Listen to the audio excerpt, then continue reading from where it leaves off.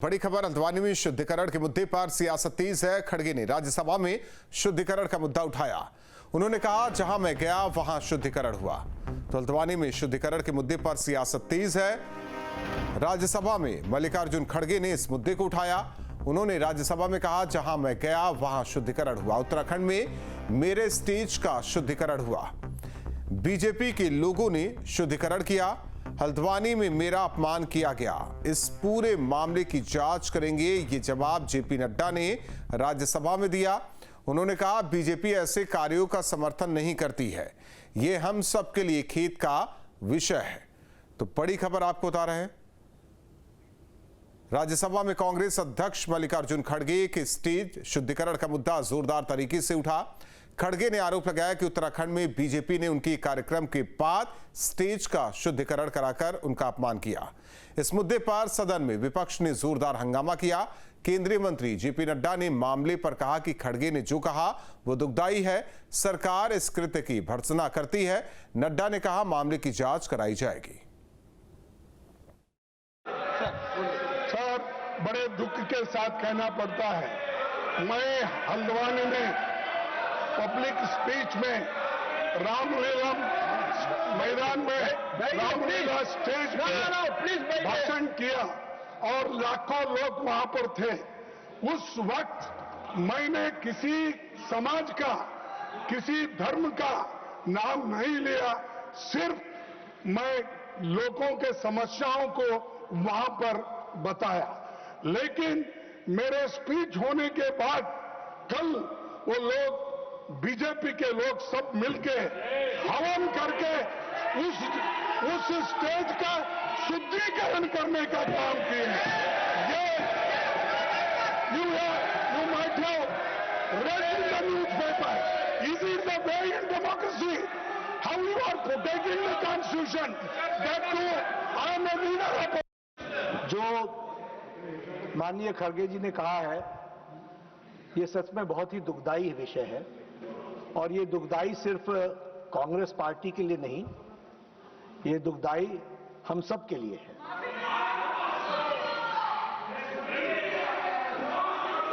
BJP, क्योंकि खड़गे साहब ने कहा कि बीजेपी के लोग थे, मैं स्पष्ट करना चाहता हूं, यहां राष्ट्रीय अध्यक्ष जी भी बैठे हैं और मैं भी पूर्व राष्ट्रीय अध्यक्ष रहा हूं। BJP does not subscribe to such activities. जो भी बात हुई है उसकी तहकीकात जरूर होगी, लेकिन मैं स्पष्ट करना चाहता हूं, इस तरह की एक्टिविटी को भारतीय जनता पार्टी कभी भी सब्सक्राइब नहीं करती है। मैं भर्त्सना करता हूं और मैं भर्त्सना भी करता हूं और राष्ट्रीय अध्यक्ष जी इसको गहराई से देखेंगे भी। लेकिन आपकी भावनाओं को जो ठेस पहुंची है वो सच में हम सबके लिए खेद का विषय है। 8 अगस्त को कांग्रेस की शंखनाद रैली में मल्लिकार्जुन खड़गे के मंच पर कांग्रेस की सांसद कुमारी शैलजा भी मौजूद थी। शैलजा ने पूरे मामले पर क्या कुछ कहा, इस मुद्दे पर कांग्रेस महासचिव प्रियंका गांधी ने भी बीजेपी पर निशाना साधा। आपको सुनवाते हैं।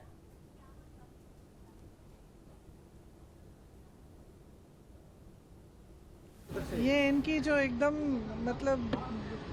ये जो मानसिकता है उसका प्रदर्शन है कि बीजेपी की विचारधारा क्या है, आरएसएस की विचारधारा क्या है। इसका खंडन होना चाहिए। प्रधानमंत्री जी को इसका खंडन करना चाहिए और माफी मांगनी चाहिए। ये क्या तरीका है? लोगों पर होनी चाहिए। ये इनकी जो एकदम ये जो मानसिकता है उसका प्रदर्शन है कि बीजेपी की विचारधारा क्या है, आरएसएस की विचारधारा क्या है। इसका खंडन होना चाहिए। प्रधानमंत्री जी को इसका खंडन करना चाहिए और माफी मांगनी चाहिए। ये क्या तरीका है? लोगों पर होनी।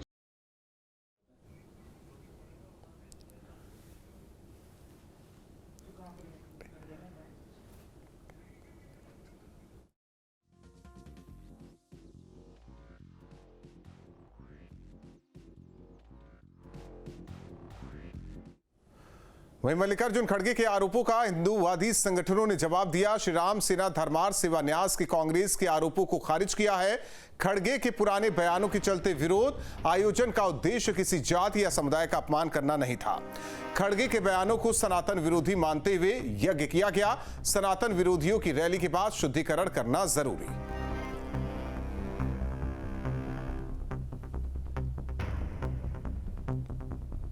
यहाँ पर एक राजनीतिक कार्यक्रम हुआ जिसमें मंच से ऐसे नारे लगाए गए जो यहाँ नहीं लगाने चाहिए थे, क्योंकि ये एक हिंदू मानवाधिकारों को देखते हुए ये मंच बनाया गया है, सांस्कृतिक मंच है। जिस स्थान पे हम हैं ये हिंदू मानदंडों को देखते हुए हमारे धार्मिक आयोजनों के लिए बनाया हुआ एक मंच है। इस मंच पे इस मंच का उपयोग राजनीतिक कार्यों के लिए करना और फिर उसके बाद मंच पे एक ऐसे व्यक्ति को स्थान देना जो यह कहता हो कि हिंदूवादी संगठन जो है सांप उनसे उसकी तुलना करता है और उनको मुसलमानों से उनको मारने की जो अपील करता है, ऐसे व्यक्ति को यहाँ पे बुलाना, मंच पे स्थान देना, इससे हिंदू आस्था को ठेस पहुँचती है एवं इस स्थान की पवित्रता भंग होती है।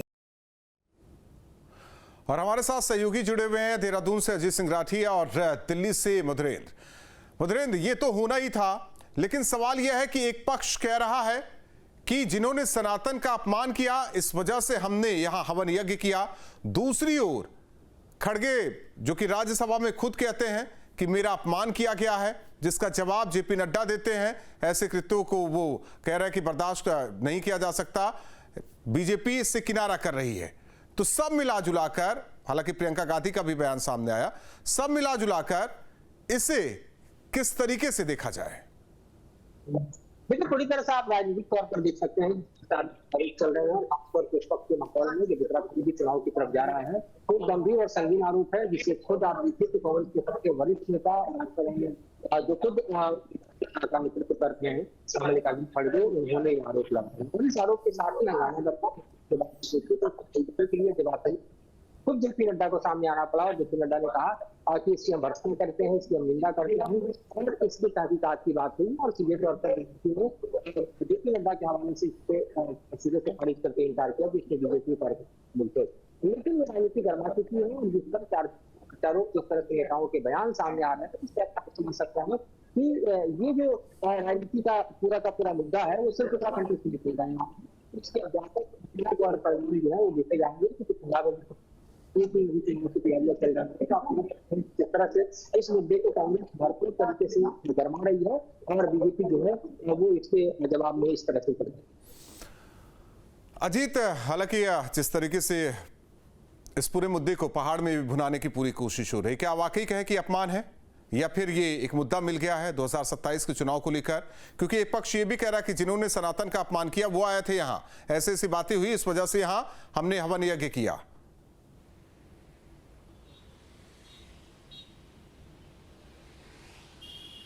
बिल्कुल आपकी बात सही है और चूंकि इलेक्शन ईयर है, मुद्दे तो बनेंगे ही, छोटी बात भी बड़ी बात बनेगी और जितने भी चीज़ें ऐसी होंगी मुद्दा तो बनना ही बनना है। वो तो राजनीतिक मुद्दे की बात हो गई है, लेकिन एक सवाल ये उठता है कि सनातन विरोधी नारे और हिंदुओं को मारने के लिए ये खड़गे जी ने ये कब ये बयान दिया होगा, तो हिंदुवादी संगठनों को उसकी वीडियो भी सबको प्रसारित करनी चाहिए थी, ताकि लोगों को ये भ्रम ना रहे कि एक दलित होने के नाते खड़गे जी के मंच का शुद्धिकरण किया गया है। जिस तरह से खड़गे जी ने आज कहा, कांग्रेस के नेता कह रहे हैं कि इनकी संकुचित मानसिकता है और ये उस सोच से बाहर नहीं आ पाए हैं।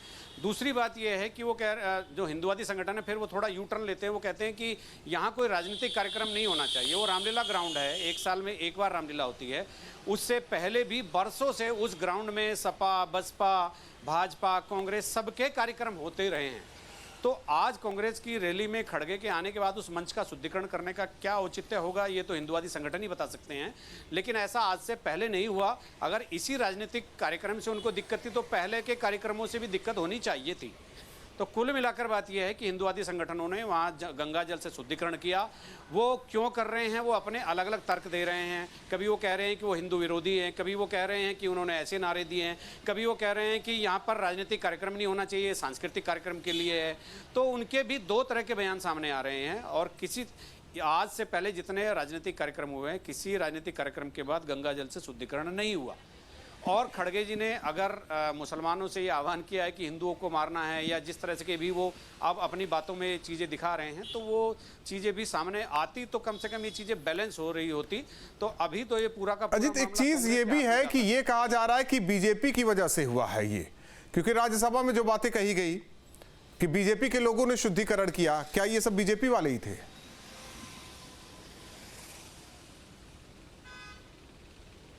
नहीं, देखिए मैं एक चीज़ स्पष्ट कर दूं, इसमें बीजेपी के लोग शामिल नहीं थे, जो सक्रिय लोग हैं वो शामिल नहीं थे।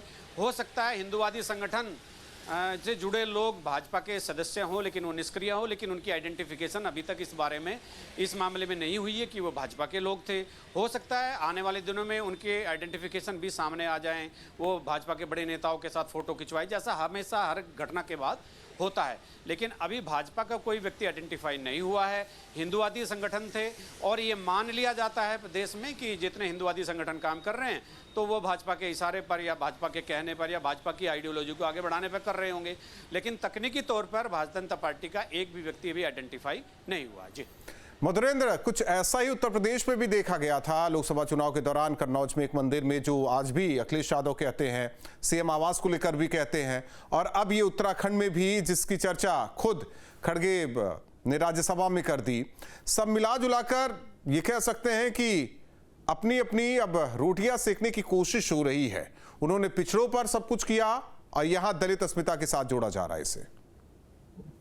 देखिए बिल्कुल ये होता है कि जो जिस मुद्दे को इतना चाट सके उसको इतना उछल देता है, और यही इस मुद्दे में थोड़ा दो तक के बयानों पर गौर करें तो हिंदुवादी संगठन कि जो उन्होंने आरोप लगाए हैं कि मल्लिकार्जुन खड़गे सनातन विरोधी और इस तरह के बयानों को देते हैं, वो दरअसल इसको स्वीकार करने के लिए तैयार नहीं है, लिहाजा उन्होंने स्वीकार किया। दूसरी तरफ आप देखें तो मल्लिकार्जुन खड़गे इस आरोप को सीधे सीधे जो है वो जातिगत मसले में, और आप देखिए तो दलित वर्सेज मसले में लाकर खड़ा कर चुके हैं। तो राजनीति के अपने अपने मायने हैं। जिस राजनीति को दरअसल साधने की कोशिश और जिस नैरेटिव देने की कोशिश हिंदुवादी संगठनों ने की, उसके ठीक उलट जो है मल्लिकार्जुन खड़गे ने अपने मुद्दों को अपने हाथों में लेकर और बीजेपी पर प्रहार किया है, जिसका जवाब देना बीजेपी की तरफ से किया है।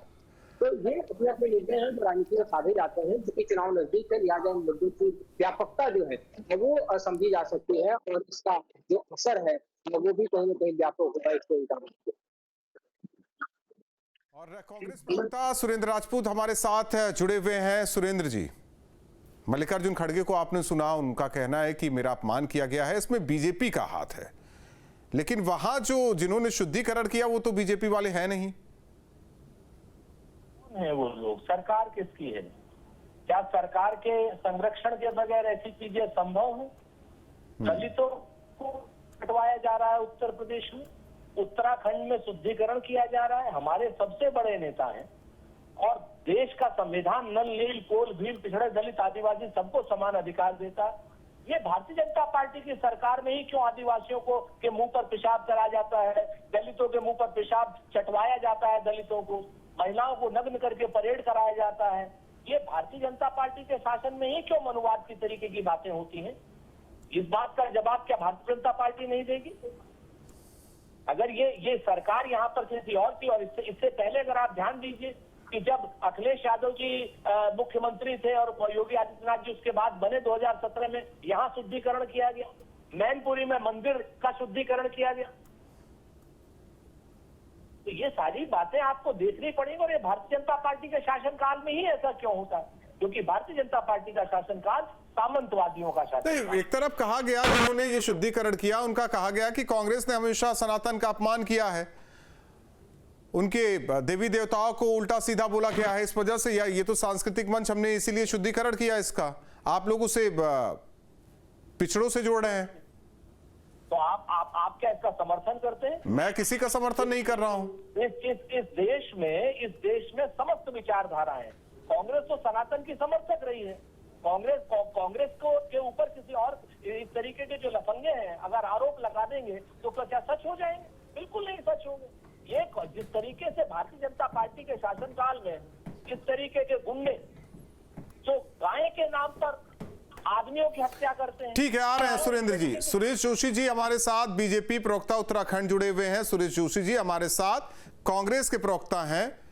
उनका ये कहना है कि ये सब तो आपके शासनकाल में हुआ है, आपके संरक्षण में हुआ है, सरकार किसकी है, ये तो होना ही था। नहीं, देखिए, पहली बात तो है कि हमारे राष्ट्रीय नेतृत्व ने भी इसकी घोर भर्त्सना की है, और सबसे बड़ी बात क्या है कि ऐसे कोई भी कृत्य अगर देश के अंदर होते हैं तो भारतीय जनता पार्टी उसको किसी भी सूरत पर, किसी भी कीमत पर एक्सेप्ट नहीं करती है। निश्चित तौर से उत्तराखंड में हुआ है, उत्तराखंड है, लेकिन ऐसे जो वैमनस्यता वाले जो विषय होते हैं, इन विषयों को भारतीय जनता पार्टी किसी भी कीमत, किसी भी सूरत पर स्वीकार नहीं करती। नहीं तो ये बीजेपी वाले नहीं है ना जिन्होंने किया है? नहीं नहीं नहीं, देखो बीजेपी कौन लोग हैं लेकिन जहां तक भारतीय जनता पार्टी का सवाल है, भारतीय जनता पार्टी के राष्ट्रीय नेतृत्व के द्वारा इस विषय की घोर भर्त्सना की जा चुकी है और वही भारतीय जनता पार्टी का आज भी है और पहले भी वो स्टैंड था कि अगर इस तरह के कोई भी कृत्य करते हैं तो संवैधानिक व्यवस्था में। अब बताइए सुरेंद्र राजपूत जी, क्या चाहिए आपको? सुरेंद्र जी, आवाज आ रही है आपको? आ रही नहीं, सुरेंद्र राजपूत जी से सवाल। गरिमा दसौनी जी हमारे साथ प्रवक्ता कांग्रेस जुड़ी हुई हैं। गरिमा जी बताइए, भर्त्सना कर रही है बीजेपी, वो कह रहे हैं कि ये कृत्य नहीं होना चाहिए, फिर अब क्या चाहिए? अब राज्यसभा में भी ये बातें उड़ गई, जेपी नड्डा ने इसको लेकर जवाब दिया, उन्होंने कहा कि नहीं ये गलत है। देखिए, भर्त्सना करने से सब कुछ समाप्त नहीं हो जाता। ये निकृष्ट सोच उजागर करती है भाजपा और आरएसएस की। आज हम इतने साल, 75 साल से ज्यादा हमें हो गए हैं आजाद हुए, अभी भी जिस तरह से हाशिए में गए हुए समाज के साथ अपमानित उनको किया जा रहा है, उनके साथ भेदभाव हो रहा है। ये लड़ाई सम्मान और अधिकारों की है। ये केवल हमारे राष्ट्रीय अध्यक्ष मल्लिकार्जुन खड़गे जी का मामला नहीं है, ये तमाम उन करोड़ों लोगों का मामला है जिनको लगातार बीते कुछ वर्षों से अपमानित किया जा रहा है। तो नड्डा जी की माफी का क्या करें जब यहाँ पुष्कर सिंह धामी जी आंखें मूंद कर बैठे हुए हैं। कप्तान जो है नैनीताल, वो लगातार अवरोध पैदा कर रहे थे मल्लिकार्जुन खड़गे जी के कार्यक्रम में, वो एजेंट की तरह काम कर रहे थे भाजपा के सत्तारूढ़ दल के। और ये शुद्धिकरण यज्ञ जो हुआ है, आप इसको मान सकते हैं? नहीं, कांग्रेस चाहती क्या है शासन के? गरिमा जी, कांग्रेस चाहती क्या है? कांग्रेस चाहती है कि कप्तान नैनीताल और यहाँ के मुख्यमंत्री पुष्कर सिंह धामी जी माफी मांगे और जिन लोगों ने ये कृत्य किया है उनके ऊपर गंभीर धाराओं में मुकदमा होना चाहिए। ये क्रिमिनल ऑफेंस है, ये हेट क्राइम के अंतर्गत आता है। ये आप समाज को तुष्टीकरण कर रहे हैं, आप समाज में किस तरह से बांटने का काम कर रहे हैं और किस तरह से उनको आप अपमानित करने का काम कर रहे हैं। क्या ऐसे लोगों को सजा नहीं होनी चाहिए ताकि पुनरावृत्ति ना हो इस तरह के? सुरेश जी सुन रहे हैं आप? इसका मतलब आप मुझे बताइए, जिस सड़क से वो गुजरे हैं खड़गे जी, कल को उसका शुद्धिकरण होने लगेगा, कल को वहां गंगा जल का छिड़काव होने लगेगा। तो ये आप सोचिए ना, आप उनकी जगह पे अपने को रख के सोचिए कि आज अपने ही देश में इस तरह से अपमानित होना पड़ रहा है देश के नागरिकों को। वो हमारे समाज का हिस्सा नहीं है क्या दलित समुदाय के लोग, जो आप इस तरह से कर रहे हैं? और ये आप एक राष्ट्रीय दल के राष्ट्रीय अध्यक्ष के साथ कर रहे हैं, तो आप सोचिए निचले तबके के लोगों के साथ क्या क्या होता होगा, जो जिनकी कोई सुनवाई नहीं है, जिनका कोई रसूख नहीं है। उनका कहना है, जिन्होंने किया उनका कहना है गरिमा जी कि हमने उनकी जाति को लेकर नहीं किया है, उन्होंने सनातन का अपमान, उनकी पार्टी ने सनातन का अपमान हमेशा किया है, इस वजह से हमने शुद्धिकरण किया है। नहीं, क्या सनातन का अपमान कर दिया खड़गे जी ने, मुझे ये बताइए। आपकी पार्टी ने? नहीं, क्या सनातन का अपमान किया हमाई पार्टी ने? वही डेंगू मलेरिया और पता नहीं क्या क्या है वो। आप मेरी बात सुन लीजिए, सनातन का अपमान तो भाजपा और आरएसएस के लोग कर रहे हैं, जो चंदा चोरी कर रहे हैं, हमारे आराध्य हमारी आस्थाओं के साथ खिलवाड़ कर रहे हैं। राम मंदिर में चंदा चोरी का मामला इतना बड़ा है, उस पर ये चर्चा नहीं चाहते सदन के अंदर। आप मुझे बताइए, ये करोड़ों करोड़ हिंदू सनातनियों की भावनाओं का सवाल नहीं है, ये हमारी परंपराओं और मान्यताओं का सवाल नहीं है, ये हमारी सुरेश जी सुन रहे हैं आप? सवाल नहीं है। हाँ, सुन रहा हूँ। देखिए, पहली बात तो एक मिनट गरिमा जी, अब सुन लीजिए, अब सुन लीजिए, सुन लीजिए, कई सवाल आपने उठाया। गरिमा जी अब सुन लीजिए, सुरेश जी माफी मांगने की बात गरिमा जी कर रही हैं। नहीं, पहली बात क्या है कि जो आज का विषय है, जो विषय आया है, वो निश्चित तौर पर जो है कि समाज के लिए निंदनीय है। समाज के साथ इस तरह का किसी के द्वारा भी कृत्य किया गया तो उसको किसी भी रूप में स्वीकार नहीं किया जा सकता। उसके लिए देखो, जहां तक सरकार का विषय है, सरकार ने भी उस विषय को संज्ञान में लिया है और भारतीय जनता पार्टी के राष्ट्रीय नेतृत्व ने भी उस विषय को संज्ञान में लिया है। अब उस पर सरकार के द्वारा क्या पहल की जा रही है, क्या हो रहा है, वो भी आपके सामने बहुत जल्दी आ जाएगा। लेकिन इस तरह के अगर कृत्य देश के अंदर किसी भी कोने में होते हैं तो वो स्वीकार्य नहीं होते, क्योंकि हम लोग समरसता की बात करते हैं, हम लोग समानता की बात करते हैं, और साथ ही हम लोग संवैधानिक व्यवस्थाओं पर विश्वास रखते हैं और साथ ही साथ हम मानवता की बात करते हैं। तो ये सब कुछ जो भी हुआ है, जो कृत्य हुआ है, इसको हमारे राष्ट्रीय नेतृत्व ने बहुत कड़े शब्दों में इसकी भर्त्सना की है और कहा है कि भाई ये जो उनका कहना है कि भर्त्सना से, निंदा से काम नहीं चलने वाला। गरिमा जी का ये कहना है, उनकी पार्टी के लोगों का कहना है। नहीं, देखिए उनकी पार्टी के लोगों का जो भी कहना है, लेकिन हम अभी सामाजिक तौर पर इसको किसी भी सूरत पर स्वीकार नहीं कर रहे हैं। मेरा जवाब ले लीजिए कृपया। ठीक है गरिमा जी, सरकार से पूछा, सरकार जो है कि इस पे कार्रवाई करेगी। अब क्या कार्रवाई करेगी, कौन कौन लोग उसमें लिप्त होंगे, क्या विषय होगा, वो आपके सामने जल्दी आएगा, लेकिन इसको स्वीकार किसी भी कीमत पर नहीं किया जा सकता है। गरिमा जी देखिए एंकर महोदय, जो तर्क सुरेश जी दे रहे हैं यहाँ पर वो बिल्कुल गले नहीं उतर रहा है, क्योंकि अगर ये समुदाय को लेकर नहीं था, समाज को, दलित समाज को लेकर नहीं था और कांग्रेस पार्टी के खिलाफ आक्रोश था, तो यहाँ पर राहुल गांधी जी का प्रोग्राम हुआ, उसके बाद शुद्धिकरण क्यों नहीं हुआ? यहाँ पर केसी वेणुगोपाल जी का प्रोग्राम हुआ, उसके बाद शुद्धिकरण क्यों नहीं हुआ? तो ये आपके गले उतर सकती है, मेरे गले तो बिल्कुल नहीं उतरती। अगर कांग्रेस पार्टी इनको सनातन विरोधी लगती है तो कांग्रेस पार्टी के कई दिग्गज नेताओं का इस बीच इस महीने दौरा रहा है, तब क्यों नहीं शुद्धिकरण यज्ञ हुआ? ये आप किस किस को जाकर समझाएंगे? कहाँ कहाँ पोस्टर छपवाएंगे कि ये समुदाय विशेष को लेकर नहीं था और ये आक्रोश कांग्रेस पार्टी को लेकर था? और मैं तो सीधे सीधे बात कर रही हूँ ना कि कांग्रेस ने कब सनातन का अपमान किया, ये बताइए। अपमान तो सबसे बड़ा आज हाथ कंगन को आरती क्या, पढ़े लिखे को फारसी क्या? जो अपमान हो रहा है वो तो अयोध्या राम मंदिर में हो रहा है, जो अपमान हो रहा है वो बद्रीनाथ में चढ़ावा चोरी और दान चोरी में हो रहा है, जिसमें एक के बाद एक गिरफ्तारियां हो रही हैं।